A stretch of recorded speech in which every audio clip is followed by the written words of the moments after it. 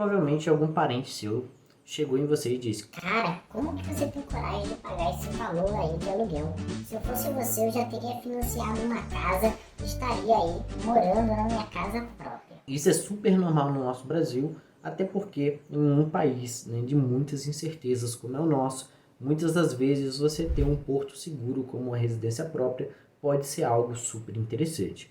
Mas, né, muita coisa já mudou no nosso país, inclusive, né, em relação aos investimentos. E quando a gente fala, né, sobre o custo de oportunidade, é muito importante a gente avaliar se realmente vale mais a pena você alugar do que você comprar e vice-versa. No vídeo de hoje eu vou explicar um pouquinho sobre a minha visão em relação a esse assunto, né? E já deixa aqui no comentário qual é a sua opinião, se você prefere alugar ou se você prefere comprar, qual é a opção que você acha mais favorável aí para o brasileiro quando a gente coloca, né, os investimentos nessa conta. Mas antes da gente começar a falar aqui do nosso conteúdo, vou pedindo para você curtir, comentar e compartilhar esse vídeo. E se você ainda não é inscrito aqui no canal, meu colega, está esperando o quê?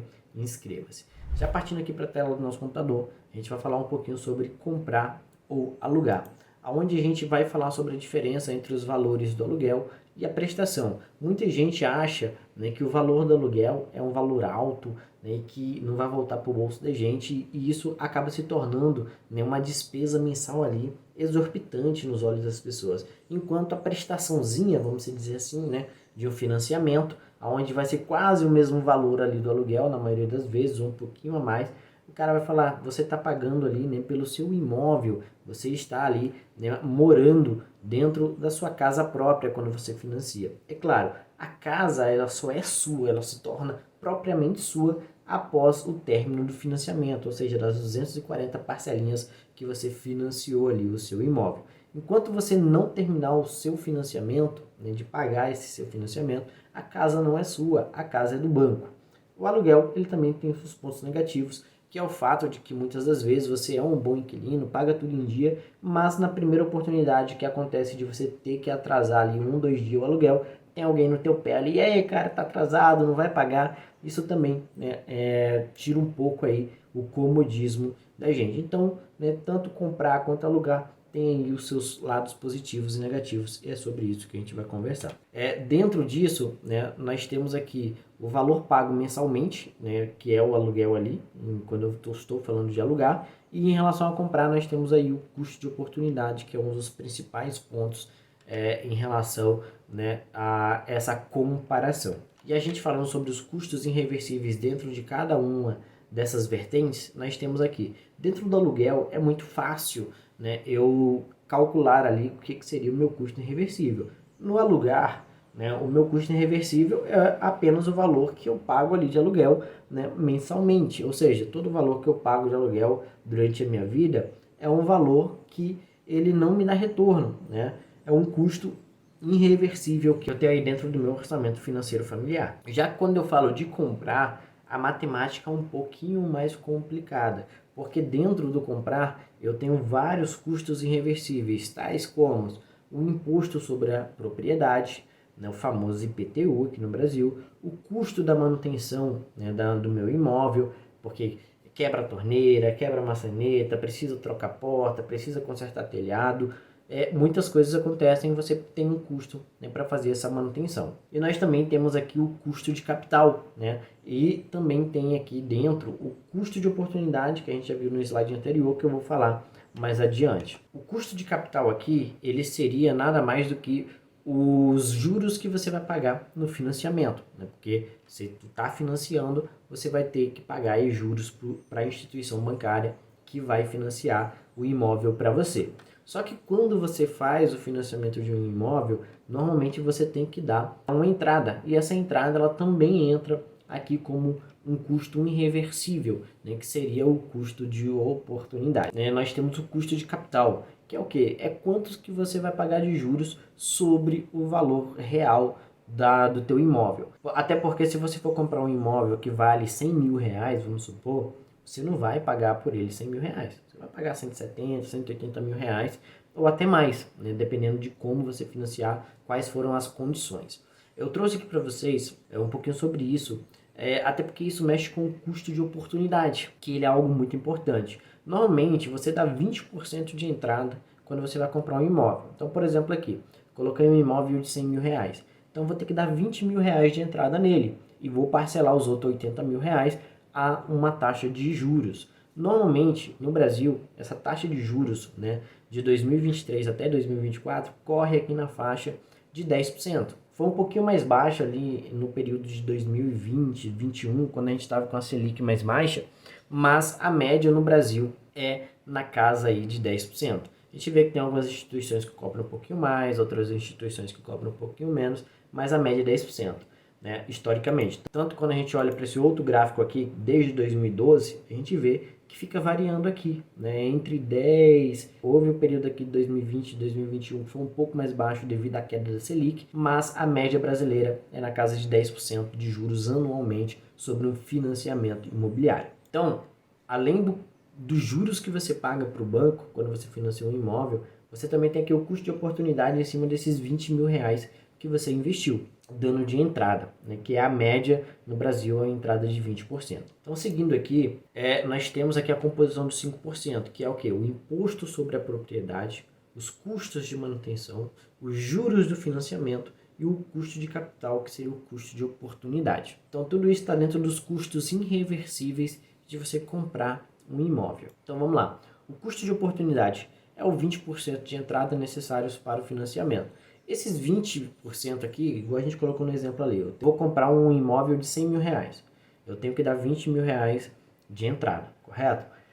Eu tenho duas opções aqui quando eu penso em comprar esse imóvel. Eu posso dar os 20 mil reais de entrada, financiar os outros 80, pagar esses juros para a instituição bancária e ter o meu imóvel. E parcelar isso aí em 240 meses, por exemplo. Só que eu tenho outra opção a fazer, né? Pegar esses 20 mil reais e investir. Se eu compro o imóvel, eu não invisto esses 20 mil reais. Logo, eu tenho aqui uma perca do custo de oportunidade. E esse custo de oportunidade, ele pode ser muito relevante dependendo, né, se eu tenho interesse em adquirir conhecimento sobre investimentos ou se eu já tenho conhecimento sobre investimentos. E a gente vai ver isso agora. O Ibovespa teve, por exemplo, nos últimos 20 anos, um retorno médio anual de 9,57%, totalizando aí em 20 anos, né, uma valorização de 516,8%. Veja que aqui eu estou colocando o Ibovespa, é uma média, né, do mercado. E teve tudo isso, 9,57% de valorização nos últimos 20 anos, né, aí ao ano. O IPCA, nesse mesmo período, ele teve aí um custo de 5,67% médio ao ano, né, totalizando aí em 20 anos 199,69%, né, de inflação nesse período. E agora vamos ver, né, a valorização dos imóveis ao longo do tempo. A variação dos preços dos imóveis. O FIPZAP é um dos principais índices utilizados aí, né, para a gente ver a valorização dos imóveis no Brasil. E também trouxe aqui o IVGR, que foi um índice aí criado pelo Banco Central. Então a gente vê que de 2004 aqui até 2010 ali mais ou menos, os imóveis valorizaram muito. Em média valorizaram ali de 1 a 1,5% ao mês. Só que quando a gente olha de 2011 para frente, a gente vê uma queda muito grande, caindo até para momentos em que os imóveis teve uma valorização negativa, né, nos seus valores. E hoje mantém aí uma média de 0,5% ao mês. Então a gente vê que vai haver períodos em que a economia vai estar aquecida da construção civil e os imóveis vai ter uma valorização maior. Só que vai ter outros períodos que vai ter uma valorização muito menor. Então a gente pegou aqui e fez uma média mensal e anual de quanto valorizaria os imóveis. Então a média bruta nos últimos 20 anos de rendimento das ações foi de 9,57% ao ano, enquanto dos imóveis foi de 8,7% ao ano. A inflação desse período, média, anualmente, foi de 5,67%. Então, quando eu pego aqui, né, a valorização bruta, desconta a inflação, eu tenho aqui um rendimento real, que seria a média real em 20 anos de valorização, né, seria de 3,9% ao ano para as ações e de 3,03% ao ano para os imóveis. Então, comparando o índice Ibovespa com a valorização dos imóveis nesse período de 20 anos, a valorização dos imóveis que foi menor que a valorização das ações aí do Ibovespa. Só que o que pode acontecer? Poderia acontecer, né, da valorização dos imóveis ser maior. Só que aqui eu estou falando de um índice, uma média. Quando você vai investir, você vai procurar, né, adquirir conhecimento, você vai estudar as empresas e você vai formar uma carteira de investimento que é diferente ali do índice Ibovespa, por exemplo. E muitas das vezes pode acontecer da sua carteira ter uma valorização maior do que o Ibovespa, super normal, porque você não tem todo aquele quantitativo de ações, onde muitas das vezes tem diversas ações que não têm performance tão boas. E a tua resposta em relação a tirar uma ação que não é tão boa da tua carteira e colocar uma outra, né, realizar esse custo de oportunidade, é muito mais ágil, né, do que o do índice Ibovespa. Então, se você tivesse aqui, né, nesse caso, nesse estudo de caso, investido em ações, a sua valorização do seu dinheiro seria maior do que se você tivesse investido em imóveis. Então, Rubens, quando que seria sensato eu alugar ou comprar? Cara, depende muito, tá? Mas eu trouxe aqui matematicamente para vocês qual seria a conta que a gente teria que fazer para chegar ali nessa conclusão de que seria mais sensato alugar do que comprar.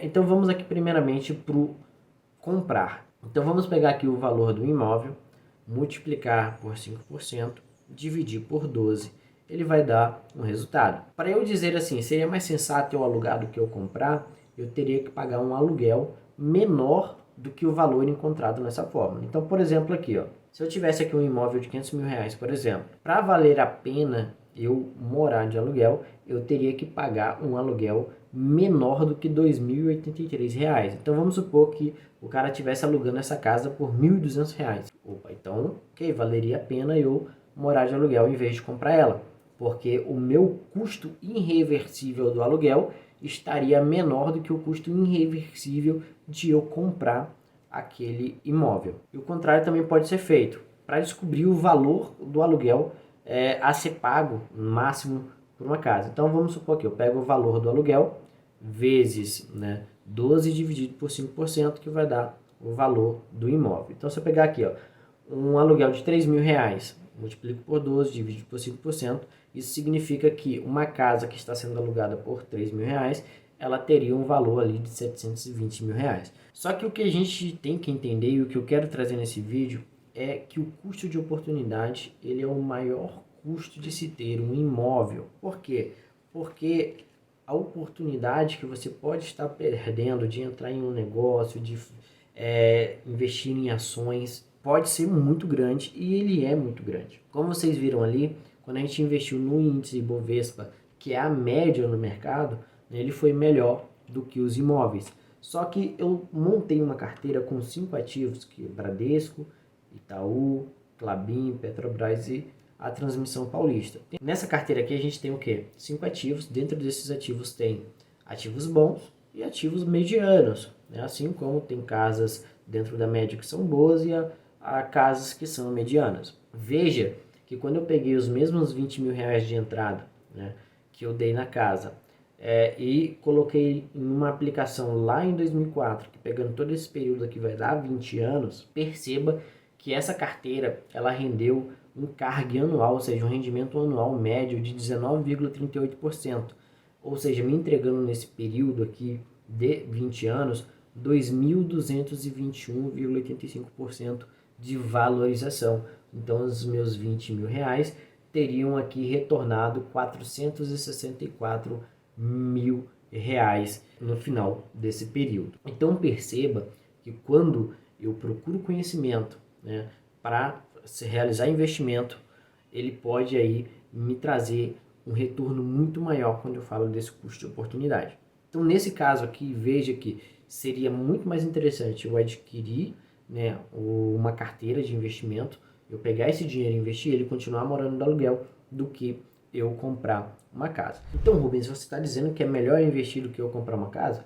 Cara, não. Então, quando eu falo de comprar uma casa, tem muito mais coisas envolvidas do que simplesmente o custo de oportunidade. Eu trouxe o custo de oportunidade aqui para a gente entender a realidade de que pode ser que eu possa postergar aí 10 anos, por exemplo, para eu comprar minha casa e investir. Ter um retorno muito bom sobre esses investimentos e lá na frente eu realizo o meu sonho de comprar a casa. Não é que você nunca vai comprar uma casa, não é que você não deva comprar uma casa. É que talvez nesse momento da sua vida não seja tão interessante você comprar uma casa, mas seja sim interessante você continuar morando de aluguel e você conseguir, né, formar aí uma carteira de investimento que possa te dar um retorno muito grande a longo prazo. Então, quando eu falo sobre comprar e alugar, eu sempre bato aqui em 3 pontos, né, sobre a realização pessoal: o equilíbrio, os objetivos e a felicidade que você quer ter, né, você pessoalmente e também com a sua família. Quando eu falo do equilíbrio, é o quê? Você tem que ter um equilíbrio entre tudo aquilo que você faz na sua vida.